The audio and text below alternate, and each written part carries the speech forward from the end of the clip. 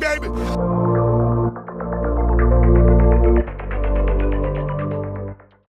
So an old school UX designer walks into a bar and he comes up to me and asks me this. Why are you doing all this eye candy designs instead of going with the low fidelity wireframes first? And of course it didn't really happen like that, but it was pretty similar. The answer to this question is actually important. So in today's tips we're gonna talk about the aesthetics and the usability and if they can work together at all, and we're gonna also handle a couple of other issues. Ready? Let's go. Tip 1. Aesthetics. Definition time. So all the low fidelity warriors, listen up. Aesthetic usability effect means that good looking design is perceived as being more usable by the people using it. So they naturally assume that the pretty things are also the best things. This is just how our mind works. Of course, there is a little more to it because a beautiful design done right has the right structure, layout and hierarchy, so it's more readable and easier to comprehend. But it all adds up, so make your design both functional and beautiful to maximize on that effect.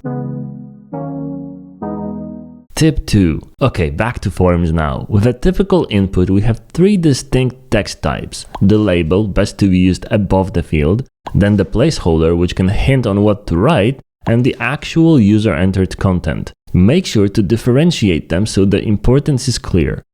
Placeholder is the least important because the field label carries the most information, and the most important part is what the user entered into the field, so that text should be heavier or darker. Label is second, placeholder third. Avoid having all those fonts look exactly the same. Tip 3. The password field. Of course, hiding the text is necessary, but when you do it, make sure to have that little eye icon to reveal the password because people don't like to guess what they've written.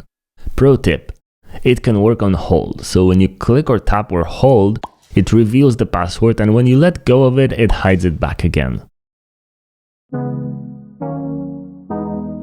Tip 4. Instead of validating the lack of some special characters or numbers in your password, simply validate them as they type. If they type in more than 8 characters, you can show that this condition is already met. Make the password creation a breeze, so never validate the password structure after clicking the button. Always do it as they type and give them hints on how well they're doing. Tip 5. Make my logo bigger, make my button bigger. These are some of the most common client requests ever experienced. Of course, buttons have to be big enough. There's a lot on that in the other tip videos on this channel. But if you go too far, then they may resemble an ad with their shape and proportion. And here's when the banner blindness effect kicks in. After so many years of looking at ads, our brains subconsciously filter them out. So if a button shape is too similar to the ad, it will take us longer to notice it. So don't go too small, but don't go too big either. A button has to look like a button, not a toothpaste advert.